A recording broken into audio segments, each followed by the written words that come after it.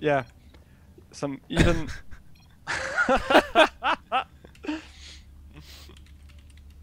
uh, okay, well, anyway, while they're doing the banter, I shall introduce the player that I've never gotten to introduce before because I don't think I've ever casted him, but I have seen him play.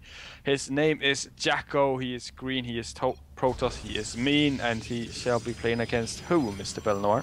He'll be playing against the pink Zerg player who goes by the handle of Storm, and he should be from Sweden. Yeah. They're going Belnoir fighting, and they're just completely ignoring me. I shall go to the cookie store, get myself some cookies. Really? Yeah, I will have to do this. Proxy mothership. Well, we do have an in-base pylon coming out of JackO, which I can't really blame him. The ramp on this map is really big, and if the Zerg opens with something like an 8 pool, they're really hard to wall off in time. Yeah, I would say almost even impossible. Yeah, most of the time it is. I mean, you have to pull a lot of probes, block with them, micro them around as the cannon finishes, and even then you have to build an additional building behind them. So it's really tricky.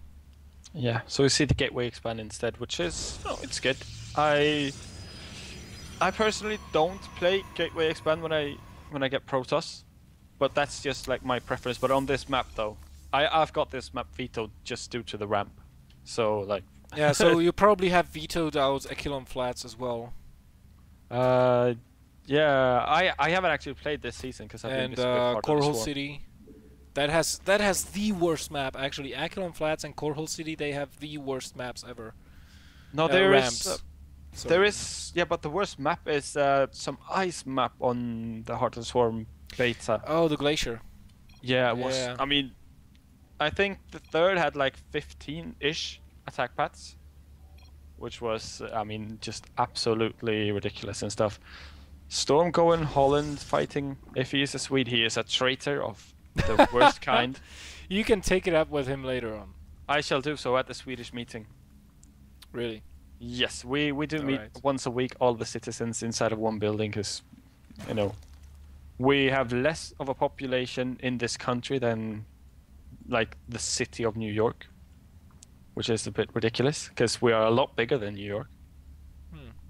Believe it or not. We do have the probes still sticking around. Did not scout the third base, but we also have an unscouted Zealot kind of not taking over the watchtower. Oh, there we go. Moving forward. JackO remembered that he does have a unit there.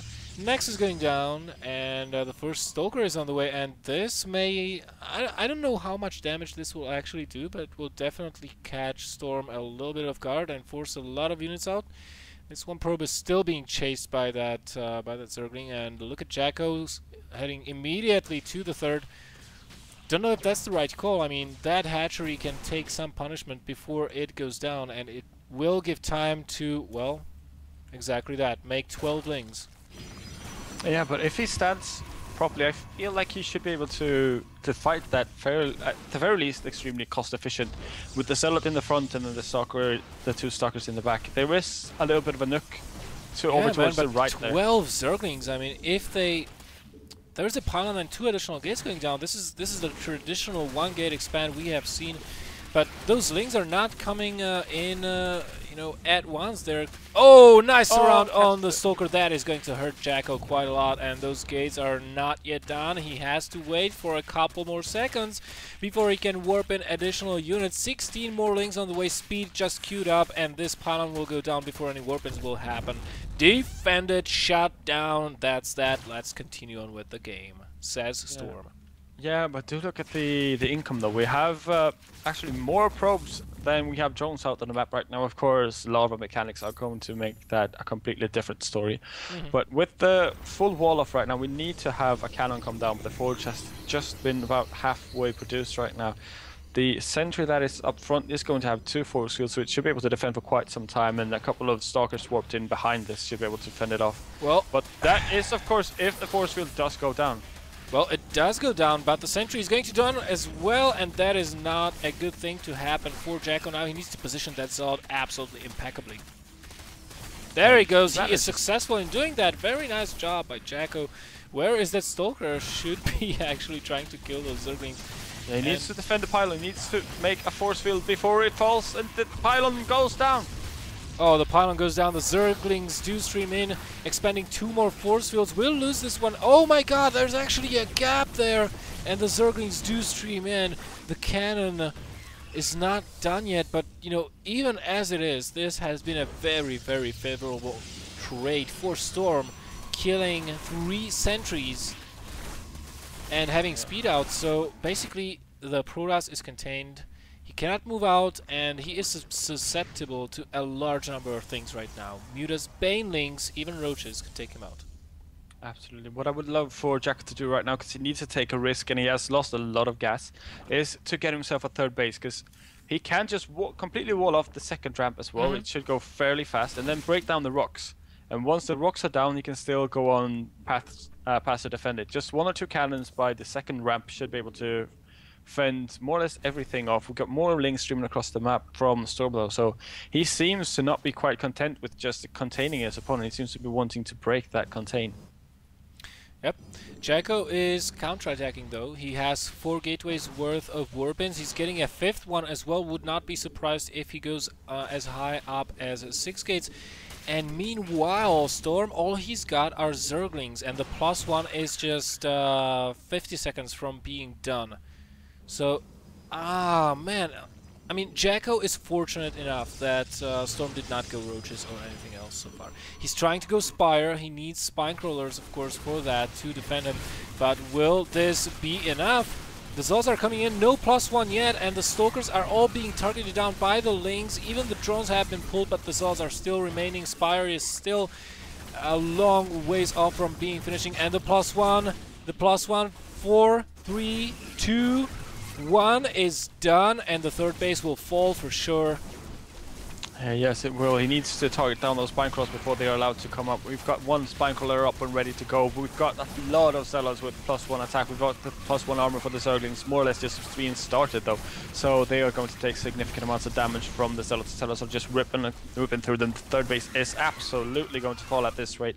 And then it just comes down to what can Storm be doing from 2 bases. Mutas, luckily for him, is one of those strategies that can get completely done and be successful off of 2 bases as a Zerg. Third base is now killed off. He's going to try to go for the pylon, but not quite getting it.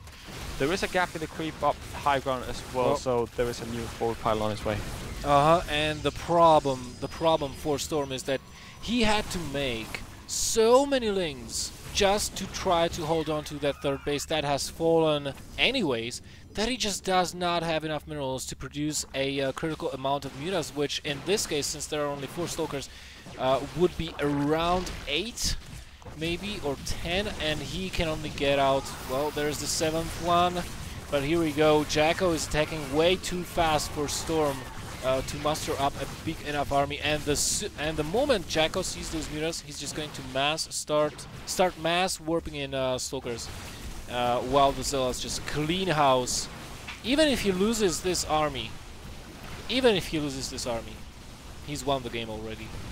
Yeah, some really nice transfusion there from the Queen. Well, when I say transfusion, I mean the 1 single transfusion, but it was nicely timed out and nicely done on one of the mutas. We have, as you said, more and more Stalkers just being warped in, and the Zealots are moving up across the across the ramp to move on in towards the main base, forcing the mutas to go on back, because they cannot be allowed to be standing here. Look at that Zealot spread. Yes, it's part of them beautiful. Targeting the lair, part of them targeting the Spire. The Spire will go down. The lair maybe even the lair maybe go down. I mean, the mutas, they just can't kill the Zealots fast enough. I don't feel like they just have to stop killing the assimilator there. And well, Storm is in a really bad spot, and this game is already over. I feel like, I mean, there's not that much that Storm can do. He's got a sizable force of mutas though. We have 14 out on the field, 16 even in a moment here, but there's just not enough Stalkers, and JackO should not be continuing this attack. No, he really shouldn't. He should try to move on back, but I feel like he must have walked in a couple of Stalkers somewhere else. Yeah, he's got a couple standing next to him. He should have some cannons coming up in his main and his mineral, and they are just now planted down, 7 of them. And I mean, if you're 2 base Protoss against a 1 base Zerg, who has no tech anymore because you've just killed off his Spire, and you know that you've killed off both the natural and the third. You shouldn't be content with just staying back a little while longer, messing up a good amount of Stalkers, which you can do absolutely from the 2 bases, and there's no way that the Mute is going to be going in and attacking against this amount of cannons.